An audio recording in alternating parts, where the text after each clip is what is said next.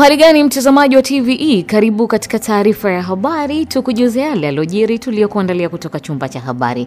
Mimi ni Miriam Mlaponi, nitakusomea habari za kitaifa na kimataifa. Karibu hadi tamati. Kifuatacho ndani ya TVE habari.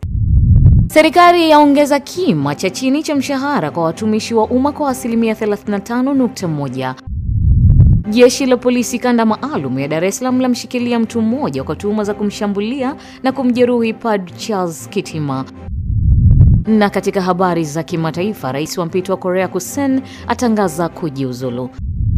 Karibu mtazamaji wa TVE, na moja kwa moja tuanzie huko mkoani Singida ambapo tunaelezwa kuwa Rais wa Jamhuri ya Muungano wa Tanzania Daktari Samia Suluhu Hassan ametangaza kuongeza kima cha chini cha mshahara kwa watumishi wa umma kwa asilimia 35.1 na kueleza kuwa katika ongezeko hilo kwa sasa kima cha chini kitapanda kutoka Laki370 hadi kufikia Laki5. Josephine Kaponya alikuwepo katika maadhimisho ya Mei Mosi kitaifa mkoani Singida na hii ni taarifa yake. Rais Dr. Samia amesema hayo mkoani Singida katika maadhimisho ya sherehe za Mei Mosi ambazo zimefanyika kitaifa katika uwanja wa Bombardier uliopo Singida mjini. Rais Samia amesema kuwa mwezi Mei mwaka jana katika siku ya wafanyakazi, serikali ilieleza ugumu wa uchumi uliokuwa wakati ule na kuwasihi kutoongeza gharama kwa serikali kwa kuongeza mishahara, bali serikali iliendelea na upandishaji wa madaraja na kutoa maslahi mengine. Mimi na wenzangu, na baada ya kuangalia uchumi ulivyopanda, na umepanda kwa sababu ya nguvu zenu wafanyakazi, ninayo furaha ya kuwatangazia kwamba katika kuzidi kuleta ustawi kwa wafanyakazi, mwaka huu serikali itaongeza kima cha chini cha mshahara kwa watumishi wa umma kwa asilimia 35.1. Nyongeza hii itakayoanza kutumika mwezi Julai mwaka huu itaongeza kima cha chini cha mshahara kutoka shilingi Laki370 hadi shilingi Laki5. Kufuatia kauli mbiu ya maadhimisho hayo isemayo uchaguzi mkuu 2025 utuletee viongozi wanaojali haki na maslahi ya wafanyakazi, sote tushiriki, Rais Samia anawataka Watanzania kujitokeza kupiga kura katika uchaguzi mkuu ujao. Uchaguzi ni haki ya kikatiba na ya kidemokrasia ya kila mfanyakazi. Hivyo kama kauli mbiu yenu inavyosema, uchaguzi mkuu 2025 utuletee viongozi wanaojali haki na maslahi ya wafanyakazi na sote tushiriki, ambayo haipishani sana na ile ya kitaifa, ila ya kwetu imeongeza uchaguzi, ile ya kitaifa inahamasisha kuangalia maslahi ya wafanyakazi. Naye makamu wa rais Dr. Philip Mpango amewaasa wafanyakazi kujiandikisha katika daftari la kudumu la wapiga kura ili waweze kupiga kura katika uchaguzi unaotarajiwa kufanyika Oktoba mwaka huu.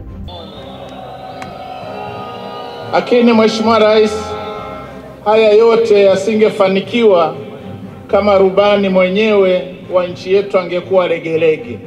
Napenda kutumia nafasi hii kukupongeza sana kwa uongozi wako thabiti, ndio unaowezesha wafanyakazi kuendelea kufanya kazi kwa ari na nguvu kubwa. Kwa upande wake, Waziri Mkuu wa Tanzania Mheshimiwa Kassim Majaliwa amesema kuwa wafanyakazi wanatambua yote yaliyofanywa na serikali na kuahidi kufanya jitihada katika utumishi wao. Mheshimiwa Rais, juhudi zako za kuimarisha mazingira bora ya kazi nchini, kuongeza fursa za ajira, pamoja na kuendeleza mazungumzo kati ya serikali, waajiri na vyama vya wafanyakazi zinazidi kunufaisha wafanyakazi. Mkurugenzi mkazi shirika la kazi duniani Bi Mgala ameeleza mchango uliofanywa na shirika hilo katika kukabiliana na ukatili wa wafanyakazi wa majumbani, huku Henry Mkunda, katibu mkuu wa vyama vya wafanyakazi, akieleza mipango ya upandishaji madaraja pamoja na mishahara kwa wafanyakazi. ILO pia imechangia mapitio ya mkakati wa taifa wa kutokomeza utumikishaji wa watoto na uandaji mkakati wa kitaifa wa wafanyakazi wa majumbani. Jeshi la polisi kanda maalum ya Dar es Salaam linamshikilia mtu mmoja aliyefahamika kwa jina la Rauli Mahabi, mkazi wa Kurasini jijini Dar es Salaam, kwa tuhuma za kumshambulia na kumjeruhi kichwani katibu mkuu wa Baraza la Maaskofu Katoliki nchini TEC Padre Charles Kitima, ambaye April 30 alivamiwa na kujeruhiwa na watu wasiojulikana akiwa katika makazi ya mapadri na maaskofu katika eneo la Kurasini. Goodluck Msolla ameandaa taarifa zaidi. Kwa mujibu wa taarifa iliyotolewa na Jeshi la Polisi kanda maalum ya Dar es Salaam kupitia kwa kamanda wake Sakap Jumanne Mulilo, amesema tukio hilo lilitokea majira ya saa 4 usiku wakati Padre Kitima akiwa eneo la kantini ya Kurasini. Sakap Mulilo amesema kufuatia tukio hilo Jeshi la Polisi kanda maalum ya Dar es Salaam linamshikilia mtu mmoja akituhumiwa kuhusika na tukio hilo, huku kuhusu hali yake Padre Dr. Kitima akisema hadi sasa anaendelea vyema na matibabu katika hospitali ya Aga Khan iliyopo jijini Dar es Salaam. Tarehe 30 mwezi wa 4 mwaka 2025 majira saa 4 usiku, maeneo ya Baraza la Maaskofu Tanzania Kurasini Temeke, Dar es Salaam, ilipokelewa taarifa ya kujeruhiwa kwa Padri Charles Kitima ambaye ni katibu wa Baraza la Maaskofu Tanzania. Padri huyo inadaiwa tangu saa 3 asubuhi walikuwa na kikao na viongozi wa dini mbalimbali katika eneo hilo, na baadaye baada ya kikao kuisha, yeye majira saa 1 jioni alikwenda kwenye kantini yao ambapo aliendelea kupata kinywaji hadi saa 4:15 alipokuwa maliwatoni pembeni ya kantini hiyo. Alidai kushambuliwa kichwani na watu wawili. Baadaye alipelekwa hospitali ya Aga Khan kwa matibabu na anaendelea vizuri na matibabu. Mtu mmoja ambaye amefahamika kwa jina la Rauli Mahabi maarufu kama Haraja, mkazi wa Kurasini, anashikiliwa na kuhojiwa kuhusiana na tukio hilo. Uchunguzi zaidi wa kina unaendelea ili kubaini wahusika wa tukio hilo na hatua kali za haraka zitachukuliwa kuhusiana na tukio hilo. Hata hivyo, Jeshi la Polisi limesema linaendelea na uchunguzi wa tukio hilo ili kuwabaini wahusika zaidi. Katika hatua nyingine, wadau mbalimbali zikiwemo asasi za kiraia, taasisi na vyama vya kisiasa sanjari na viongozi wa dini wametoa taarifa za kulaani tukio la kuvamiwa kwa kiongozi huyo wa dini, huku akitaka Jeshi la Polisi kuhakikisha linafanya uchunguzi wa kina ili kuwabaini wahusika wa tukio hilo. Asante sana Goodluck Msolla kwa taarifa hiyo. Mkuu wa mkoa wa Dar es Salaam Albert Chalamila amewataka wafanyakazi mkoani humo kufanya kazi kwa umahiri, huku akiamini kuwa serikali inawapenda na inaendelea kushughulikia changamoto zao, huku akiwasisitiza kushiriki uchaguzi mkuu wa mwaka huu. Taarifa zaidi na Mrisho Mapeyo. Akizungumza jijini Dar es Salaam katika maadhimisho ya siku ya wafanyakazi Mei Mosi iliyofanyika kimkoa kwenye viwanja vya Tanganyika Pekas, mkuu wa mkoa huo amewataka wafanyakazi kufanya kazi kwa uadilifu bila kujihusisha na ubadhilifu ili kila mwananchi anufaike na utumishi wao, kwani serikali inaendelea kushughulikia changamoto zao. Naomba niendelee tu kuwapa neno la faraja kwamba mishahara ni haki yenu ya msingi. Kupanda au kutokupanda ni jambo la kisheria, na naamini kabisa Mheshimiwa Rais ataendelea kuliangalia hili kwa macho mawili. Lile ambalo nina uhakika nalo kwa sasa ni kwamba wale wote wanaopaswa kupata madaraja wanapanda, wale wote wanaotakiwa kulipwa stahiki zao wanalipwa, na wale wote ambao wanaendelea kudai wanaendelea kulipwa taratibu kadiri mfuko wa serikali unavyozidi kupata fedha. Kwa mantiki hiyo, niendelee tena kuwaomba wafanyakazi wote kufanya kazi kwa imani kwamba serikali yenu chini ya Mheshimiwa Rais wetu wa Jamhuri ya Muungano wa Tanzania inawajali na kuwapenda sana. Aidha, napenda pia kuwakumbusheni wajibu wenu wafanyakazi kwamba tuna wajibu pia wa kulinda haki kwa watumishi wengine ama kwa watu tunaowahudumia. Kwa upande wake, mkuu wa wilaya ya Kinondoni Saadi Mtambule akizungumza kwa niaba ya wakuu wa wilaya zote za mkoa wa Dar es Salaam amesema katika kipindi cha miaka minne ya uongozi wa Rais Dr. Samia ameendelea kuifungua nchi kiuchumi, hivyo amewataka wafanyakazi kuendelea kuunga mkono juhudi kwa kuendelea kufanya kazi vyema. Akisoma risala kwa niaba ya wafanyakazi wa mkoa wa Dar es Salaam, katibu wa chama cha mawasiliano na uchukuzi Tanzania Meshak Sarota amesema wanaamini serikali itaendelea kuboresha maslahi ya wafanyakazi kwa kuongeza mishahara ikiwemo kwenye sekta binafsi, kupunguza kodi, kupunguza gharama za vifurushi kwenye bima za afya na kuhakikisha wafanyakazi wote wanapata huduma bora za afya kupitia bima. Ongezeko la mshahara kwa watumishi linahitajika, lakini pia serikali itoe tamko la kuongeza mishahara kupitia bodi ya mishahara kwa sekta binafsi, hasa kupandisha kima cha chini cha mshahara ambacho kwa kipindi cha miaka 9 kilikuwa hakijapandishwa. Licha ya tangazo hilo na amri ya kima cha chini cha mshahara, ni vyema kima hicho cha mshahara kikazingatia uhalisia. Rai yetu ni kuwa bodi ya kima cha chini cha mshahara kupitia kamati inayoendelea kukusanya maoni ifanye tathmini ya kina na kuja na uhalisia wa mapendekezo ya kima cha chini cha mshahara kwa sekta binafsi chenye uhalisia. 2. Punguzo la kodi katika mishahara na marupurupu mengine. Ndugu mgeni rasmi, kodi katika mishahara ya wafanyakazi ni mjeredi mwingine kwetu sisi wafanyakazi wa mkoa wa Dar es Salaam. Tunashukuru serikali kwa kushirikisha vyama vya wafanyakazi kutoa maoni kwenye tume ya maboresho ya kodi iliyoundwa na Rais wa Jamhuri ya Muungano wa Tanzania. Hivyo tunaomba maoni tuliyowasilisha sisi vyama vya wafanyakazi katika mkoa wa Dar es Salaam yazingatiwe. Kodi kubwa kwenye mishahara ya wafanyakazi ziangaliwe upya, kwani ni sawa na kumpatia mshahara kwa mkono wa kulia na kumnyang'anya kwa mkono wa kushoto. Sanjari na hayo, ameiomba serikali kuimarisha usalama na afya mahala pa kazi na kuondoa mikataba ya kazi ambayo ni kandamizi kwa wafanyakazi. Kupitia maadhimisho hayo, wafanyakazi waliofanya vizuri kwenye utumishi wao kwa mwaka mzima wamepatiwa zawadi za fedha taslimu, ambapo baada ya kupatiwa zawadi hizo, wafanyakazi hao wameeleza furaha yao kwa serikali. Siku hii ya leo, siku ambayo ni muhimu sana kwa wafanyakazi wote duniani na wafanyakazi wote wa nchini kwetu na kazini kwetu. Siku hii imekuwa ya nzuri kwa wote, ni siku ambayo inatujumuisha pamoja, inatukumbusha umuhimu wa kazi zetu, na kutokana na hizi zawadi na nini na washawishi wengine zaidi kuona kwamba wakifanya kazi kwa bidii basi wanaonekana. Ningependa tu kushauri serikali katika kuboresha huduma za wafanyakazi na maslahi ya wafanyakazi. Kwa siku ya leo ya Mei Mosi, nimefanikiwa kuchaguliwa na ustari yangu kuwa mtumishi hodari namba 1 na kuweza kupokea zawadi ya shilingi milioni 5 kama motisha ya kuwa mfanyakazi hodari kutoka kwa daftari yangu. Binafsi nimeipokea kwa furaha kubwa sana hiyo zawadi. Imeendelea kunipa hamasa kuendelea kufanya kazi kwa bidii sana,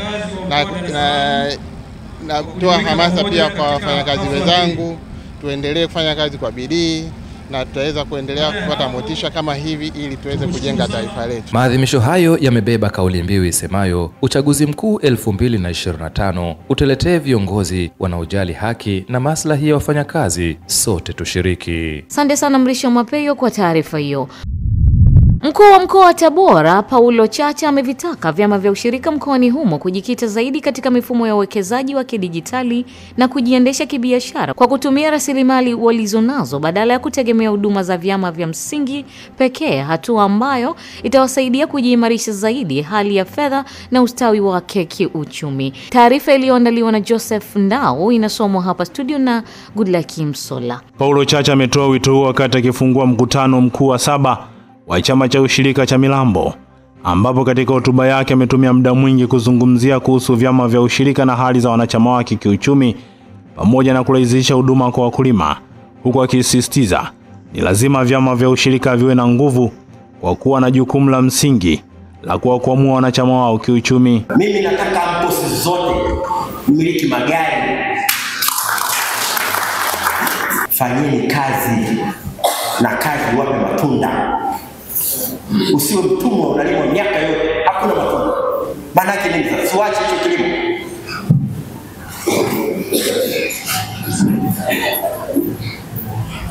Mnajipa target miaka 3.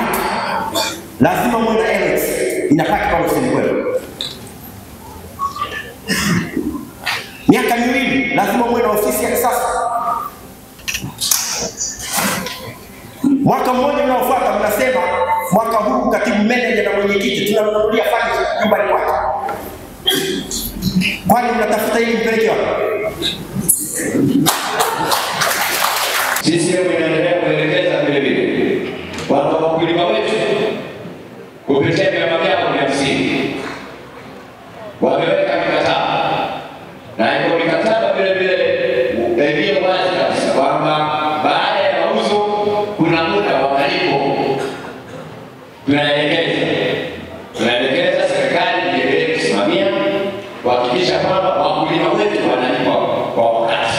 Akitoa taarifa ya mwaka ya chama kikuu cha ushirika cha Milambo, katibu wa chama hicho Innocent Tibesigwa amesema licha ya chama hicho kupata mafanikio ikiwa ni pamoja na kupata hati safi, lakini bado kinakabiliwa na changamoto kadha wa kadha, ikiwa ni pamoja na ucheleweshaji wa mikopo ya benki kwa wakulima. Kwa miaka miwili mfululizo baadhi ya benki zimekuwa zikisuasua katika kutoa mikopo kwa wakati, hali ambayo inafifisha mnyororo wa mapokezi na ulipaji wa pembejeo. Lakini pia mabenki kutoa mikopo midogo. Hii ni baadhi ya vyama kutoa mikopo ambayo imeshindwa kuweza kulipia pembejeo zao zote, na kukuta baadhi ya vyama vinashindwa kupokea pembejeo au kupokea pembejeo ambazo mwisho wanashindwa kulipa. Hata hivyo, baadhi ya wakulima wamekuwa na mitazamo tofauti katika kuboresha zao la tumbaku. Wenzetu wameuza $3.35, wakati daraja hili sisi kwetu liko $0.1 na something, kitu ambacho tunapoteza karibu shilingi 9,000 kwenye kilo moja ya tumbaku kutokana na hiyo hali. Kwa hiyo tulikuwa tunashauri, kwa sababu masoko sasa hivi yamekusha anza kwa Zimbabwe na Malawi, tunaomba viongozi wetu wa union wasafiri waende Malawi, waende Zimbabwe, wakafanye tafiti, waone namna masoko yanavyoendeshwa, na wajadiliane na makampuni yanayonunua Zimbabwe na Malawi kujifunza na kupata uzoefu. Ijaribu kufanya masoko yawe huria, ambayo tuwe tunafanya masoko ya mnada. Tumbaku iwe na kusanywa sehemu moja. Makampuni yote yaliyoingia Tanzania yaje kufanya ushindani. Hii itarahisisha na itasongesha mbele maendeleo ya watu na kutokupunjwa kwa makampuni. Asante sana Goodluck Msolla kwa taarifa hiyo.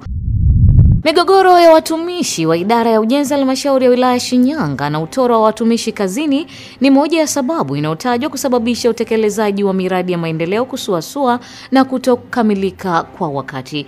Mwavita Mkono ameandaa taarifa zaidi kutoka mkoani Shinyanga. Akizungumza mara baada ya baraza la madiwani la halmashauri ya Shinyanga kujigeuza kuwa kamati kufuatia hoja iliyoibuliwa na madiwani hao ya kusuasua kwa miradi ya maendeleo na kutokukamilika kwa wakati, makamu mwenyekiti wa halmashauri hiyo Nicodemus Simoni akaadhimia kauli moja ya hatua za haraka zichukuliwe ili kumaliza migogoro ya idara ya ujenzi ili miradi iweze kukamilika kwa wakati na iweze kuanza kutoa huduma kwa wananchi. Ofisi ya katibu tawala wa wilaya tumeiomba ilishughulikie jambo hili ili mambo haya ambayo kwa undani zaidi yaweze kuchukuliwa hatua za haraka ili kunusuru halmashauri yetu kulingana na migogoro na utoro ambao unaendelea kuonekana katika halmashauri yetu. Hivyo ndugu zangu wananchi na viongozi ambao tuko katika kikao hiki, nipende kuyaarifu hayo na niombe kabisa ofisi ya katibu tawala iweze kulifanyia kazi jambo hili kwa haraka ili kuleta mustakabali mzuri katika halmashauri hii. Upande wake katibu tawala wilaya ya Shinyanga Saidi Kitinga amewataka watumishi kuweka utaratibu wa kusikiliza kero mbalimbali na kuzitatua. Naomba tujenge utamaduni kupitia vikao vyetu vya kisheria katika maeneo yetu tuliko, tuwe tunashughulikia kero mbalimbali ambazo ziko pale, badala ya kuzisubiria zikakomaa tukakutana ndani ya kikao alafu tukaanza kujadiliana. Tukijadiliana hapa tutakuwa na taarifa nzuri na maelekezo mazuri sana kwenye makabrasha, lakini siku ya mwisho miradi haiendi. Baadhi ya madiwani wamesema hatua hiyo itasaidia kufahamu mambo ambayo yamekuwa kikwazo kwenye miradi ya maendeleo. Ndio maana sasa nikataka kujua mkurugenzi kwamba ni kwa nini jambo hili au miradi yetu inakuwa inasuasua sana. Yaani nilikuwa tunawabembeleza wataalamu wetu wakati ni wajibu wao kuhakikisha kwamba wanahudumia wananchi wa halmashauri ya Shinyanga. Na ndio maana sasa kwa kuwa mkurugenzi alizungumza kwamba kuna baadhi ya mambo ambayo aweze kuzungumza kwenye mkutano wa hadhara, nikalitaka sasa au nikamwomba mkurugenzi pamoja na mwenyekiti wa kikao kwamba tujigeuze kama baraza ili tuweze kujua changamoto ni nini inayosababisha kwamba miradi yetu wataalamu wetu wanashindwa kusimamia miradi yetu kama ambavyo wanapaswa wasimamie. Na shida kubwa ni kwamba mivutano ipo ndani kati ya wataalamu, mkurugenzi, lakini swala hili tumeiachia ofisi ya wilaya kwa maana ya dasi alishughulikie hili swala na alikamilishe, na ameahidi kwamba atalikamilisha. Ripoti kutoka halmashauri ya wilaya ya Shinyanga, mimi ni Mwavita Mkondo wa TVE. Asante sana Mwavita kwa taarifa hiyo. Imeelezwa kuwa wilaya ya Karagwe ni miongoni mwa wilaya zilizopo mpakani mwa Tanzania na Rwanda ambayo inakabiliwa na tatizo la biashara ya magendo, hali inayosababisha mapato ya serikali kupotea, huku ikibainika kuwa biashara hiyo ya magendo hufanyika kupitia majini, hasa katika ziwa la Kajunju kwenda Rwanda. Taarifa zaidi na Ellen Manyangu. Hali hiyo imebainishwa na mkuu wa wilaya ya Karagwe Julius Laiza wakati wa ziara ya bodi ya wakurugenzi ya uwakala wa meli Tanzania TASAC, ambapo imeelezwa kuwa kuna baadhi ya wafanyabiashara wanakwepa kodi. Hivyo mkuu huyo wa wilaya ameahidi kupambana nao. Majiant walioko huku wengi wanategemea sana magendo. Na biashara hauwezi kukua tu free ndani ya miaka miwili wewe ni tajiri, no. Ila wanakwepa kodi ndio maana wanafanikiwa wengi sana. Na huku wako wamejaa. Na bahati mbaya wale mara nyingi wanaokwepa kodi wanajiatachi sana na viongozi wa watu wengine. Kutengeneza urafiki wa kinafiki wa uongo ili kujilinda yeye ili aendelee kufanya mambo yake. Kama mtu ni kada wa kwetu, awe ni mzalendo wa kwanza kulinda brandi na heshima ya serikali yake. Hauwezi kuwa wewe unasema ni mwanachama alafu wewe unashiriki mbinu za kuchafua nini serikali. Sisi wote tunapaswa kuwa wasafi ili kulinda heshima ya chama chenyewe. Ni kuhusu swala la ulinzi na usalama. Hapa ni mpakani. Tusiangalie tu, tusidiri na kodi bila kuangalia usalama wa wananchi wetu. Ndio, na mali zao. Sasa hapa hatuna usalama kwa sababu hakuna ulinzi wowote ambao unakuwepo, ama watu wanaondoka ama wanakuja. Madhara yake wanaweza wakaingiza watu. Hii mitumbi imeshahusika mara kadhaa kuwa inaleta watu wahamiaji haramu kupitia njia hii bila kupitia kwenye sehemu, kwenye boda, kwenye sehemu husika kwenye za idara za usalama. Focus Runda ni mwenyekiti wa wasafirishaji kutoka Karagwe kwenda Rwanda. Anakiri kuwepo kwa swala la magendo lilikuwepo, lakini kwa sasa wameamua kuacha kabisa tabia hiyo, huku mwenyekiti wa bodi ya wakurugenzi wa shirika la uwakala wa meli Tanzania TASAC Nahodha Musa Mandia akikiri kuwepo kwa changamoto hizo. Sisi tulishanyosha mikono tukasema kufanya magendo sasa basi. Tunaamua tufanye kazi na serikali yetu. Tukilipa kodi ndio kupata kwetu maendeleo. Miundombinu itatengenezwa, hospitali zitajengwa, barabara zitatengenezwa. Tumeshagundua hilo. Kwa sasa kila mtu ni balozi wa mwenzake. Hakuna anaweza kupindisha mzigo. Tunahakikisha mzigo wote unapakiwa hapa. Na maafisa wakiwa hapa wanatukagua, kisha tukagua. Kuna biashara nzuri tu ambayo inafanyika baina ya nchi yetu na majirani zetu upande wa pili, lakini upande huu wa kwetu tunaonekana kana kwamba hatujajipanga vizuri. Sisi kama mamlaka ya udhibiti wa usafiri kwenye maji tumechukua changamoto zao, na kwa sababu ya mgawanyiko wa majukumu tutafikisha taarifa kwa wenzetu ambao wanahusika ili tuhakikishe kwamba vituo vyote au miaro vyote ambayo imerasimishwa ina huduma zote muhimu ambazo zinahitajika. Asante sana Ellen Manyangu kwa taarifa hiyo. Wananchi wa halmashauri ya Nsimbo mkoani Katavi wametakiwa kujitokeza kwa wingi kuboresha taarifa zao katika daftari la kudumu la mpiga kura ili waweze kutimiza haki yao ya kikatiba ya kuchagua viongozi wanaofaa kuwatumikia kwa miaka 5 ijayo. Neema Huseni ana taarifa zaidi. Wito huo umetolewa na mjumbe kutoka Tume Huru ya Taifa ya Uchaguzi mara baada ya kutembelea na kujionea zoezi la uboreshaji wa daftari hilo katika halmashauri ya Nsimbo na manispaa ya Mpanda. Tumetembelea vituo katika halmashauri ya wilaya ya Nsimbo pamoja na halmashauri ya wilaya ya Mpanda, na vituo vimefunguliwa kwa wakati. Leo ikiwa ni siku yetu ya kwanza ya uboreshaji wa awamu ya pili, lakini pia siku ya kwanza ya uwekaji wazi daftari la awali la mpiga kura. Vituo viko wazi, watendaji wako vizuri, hatujakutana na kituo chochote ambacho kina changamoto. Hivyo tunawaasa wananchi wajitokeze mapema kwenye zoezi hili kwa sababu vituo viko wazi, vinafanya kazi, watendaji wapo, na wasingoje siku zile za mwisho kuja kutumia haki yao hiyo ya msingi ya kuboresha au kujiandikisha kwenye daftari la wapiga kura. Lakini pia mazoezi mawili yanaenda sambamba. Tumeweka wazi daftari la awali kama inavyoonekana hapo nyuma yangu. Kwa hiyo wananchi pia watumie fursa hiyo kuja kukagua taarifa zao, na wale ambao wanajikuta wana changamoto waingie vituoni na watahudumiwa. Daftari limewekwa wazi kwenye vituo vyote vilivyotumika kuandikisha wapiga kura kwenye awamu ya kwanza.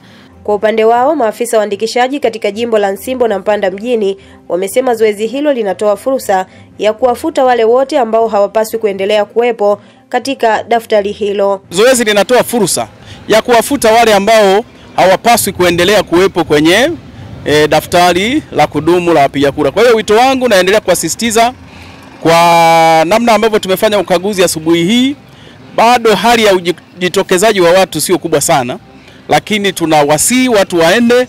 Bahati mbaya wananchi wetu wamekuwa wanapenda kujitokeza siku za mwisho, alafu zoezi ndio linakuwa lina congestion kubwa siku za mwisho, wakati sasa hivi vituo bado vina nafasi kubwa na watu wanaweza kutumia hiyo fursa kwenda kujiandikisha bila kuwa na vurugu yoyote wala kupoteza muda wao. Tumeanza zoezi letu la uboreshaji wa daftari la kupiga kura awamu ya pili, na kuanzia asubuhi tumekuwa tunavitembelea vituo vyetu kuona kwamba zoezi linaendeleaje. Zoezi linaendelea vizuri. Tumetembelea vituo vinne, vituo vili kwenye kata ya Mtapenda na vituo vili kwenye kata ya Kapalala. Uandikishaji unaendelea vizuri. Hivyo nitoe wito kwa wananchi wote wa jimbo la Nsimbo waendelee kujitokeza kwa wingi kuja kwanza kuhakiki taarifa zao. Zoezi la uboreshaji wa daftari la kudumu la mpiga kura limeanza leo mkoani Katavi na linatarajiwa kumalizika Mei 7 mwaka huu. Asante sana Neema Huseni kwa taarifa hiyo. Mchaka wa kuwania ridhaa ya kugombea ubunge katika jimbo la Kigamboni jijini Dar es Salaam umeendelea kushika kasi, ambapo katibu wa idara ya mambo ya nje wa chama cha ACT Wazalendo wakili Mwanaisha Mdeme amechukua rasmi fomu ya kuomba kuteuliwa kuwa mgombea wa ubunge kupitia chama hicho kwa ajili ya uchaguzi mkuu. Taarifa iliyoandaliwa na Recho Chache inasomwa hapa studio na Mrisho Mapeyo. Akizungumza baada ya kukabidhi fomu hiyo, wakili Mdeme amesema endapo atapewa ridhaa na chama atahakikisha anakuwa sauti ya wanakigamboni kwa kushughulikia changamoto mbalimbali zinazowakabili, ikiwemo miundombinu duni zinazochangia gharama kubwa ya maisha kwa wakazi wa eneo hilo. Jimbo la Kigamboni tumekuwa na changamoto za muda mrefu, ikiwemo swala la miundombinu mibovu ya barabara. Kuna kata katika jimbo la Kigamboni hamna kabisa barabara ambazo zina barabara zenye viwango vya lami. Kata ya Pemba Mnazi, kata ya Kimbiji, kata ya Kisarawetu ni kata ambazo hazifikiki kabisa. Na nitatolea mfano. Kwa mtu akitoka ferry kwenda kuitafuta Buyuni, inapaswa atumie shilingi 3,000 kwa basi. Kuna mabasi yako pale, almost 3,000 unafika Buyuni. Kutoka Buyuni kwenda kuitafuta mtaa ambao unaitwa Tundusongani, ambao ndo mtaa wa mwisho kwa upande wa Kigamboni, kata Pemba Mnazi. Mtu huyu anapaswa apande bodaboda, yani hakuna gari inayotoka Buyuni kwenda Tundusongani, na bodaboda hii ambayo anapaswa ipande kutoka hapo Buyuni mpaka Tundusongani sio zaidi au sio chini ya shilingi 7,000. Kwa hiyo kwa mtu ambaye anaishi Tundusongani, ili aweze kuifikia feri akafanya shughuli zake za kila siku, anapaswa achukue bodaboda, atoke Tundusongani afike Buyuni kwa shilingi 7,000, anatulia. Akitoka hapo achukue basi ambao sio chini ya shilingi 3,000 afike feri. Kwa Mtanzania huyu mwana Kigamboni huyu anapaswa na shilingi 10,000 kila siku asubuhi ya kumfikisha feri na 10,000 kurudi, 20,000. Na tunaangalia jinsi gani ambavyo maisha ya wana Kigamboni yalivyo kila siku. Kwa hiyo changamoto ya miundombinu mibovu ya barabara ni changamoto ambayo inawaumiza wana Kigamboni. Iwapo nitapata ridhaa ya kuwa mbunge wa jimbo hili, nitahakikisha kwamba kuisimamia serikali, kuishauri, kushirikiana na wabunge wenzangu kuhakikisha kwamba tunakuwa na mikakati ya kuhakikisha tuna miundombinu mizuri ya barabara ili mwisho wa siku iweze kuleta faida na maendeleo kwenye jimbo letu. Aidha, amebainisha kuwa kwa kutumia taaluma yake ya sheria atahakikisha anashiriki kikamilifu katika kutunga sheria zenye manufaa kwa wananchi wote ili rasilimali za taifa ziwanufaishe Watanzania wengi na kuharakisha maendeleo ya taifa. Ndugu zangu wana Kigamboni na Watanzania kwa ujumla, Katiba ya Jamhuri ya Muungano wa Tanzania imeipa mamlaka Bunge la Jamhuri ya Muungano wa Tanzania kutunga sheria. Ni kazi ya bunge jamani kutunga sheria, na mimi ni mwanasheria, wakili. Kama nitapata nafasi, nitapata ridhaa ya chama changu, ridhaa ya wana Kigamboni na nikafanikiwa kuingia bungeni, nitatumia taaluma yangu ya sheria na nitaungana na wenzangu, wabunge wenzangu kutunga sheria zenye tija kwa ajili ya nchi yetu. Sisi chama cha ACT Wazalendo, sera yetu ni kwamba tunataka kuona rasilimali za nchi hii zikimnufaisha kila Mtanzania. Kwa hiyo nikipata ridhaa, nikipata nafasi ya kuwa mbunge wa jimbo la Kigamboni kupitia chama cha ACT Wazalendo, nitaungana na Watanzania wenzangu, wabunge wenzangu kuweza kutunga sheria ambazo zitakuwa zinatija kwa nchi yetu, sheria ambazo zitaenda kulinda rasilimali za nchi yetu. Uchaguzi mkuu wa rais, wa bunge na madiwani unatarajia kufanyika mwezi Oktoba mwaka huu, ambapo vyama mbalimbali tayari vimeanza mchakato wa ndani wa kuwapata wagombea wao. Asante sana Mrisho Mapeyo kwa taarifa hiyo. Mtazamaji, hii ni taarifa ya habari. Mimi ni Miriam Mlaponi na ndio tunafikia mwisho wa habari za nyumbani. Tupate mapumziko mafupi kisha tuzitazame habari za kimataifa. Kifuatacho ndani ya TVE habari. Rais wa mpito wa Korea Kusini atangaza kujiuzulu.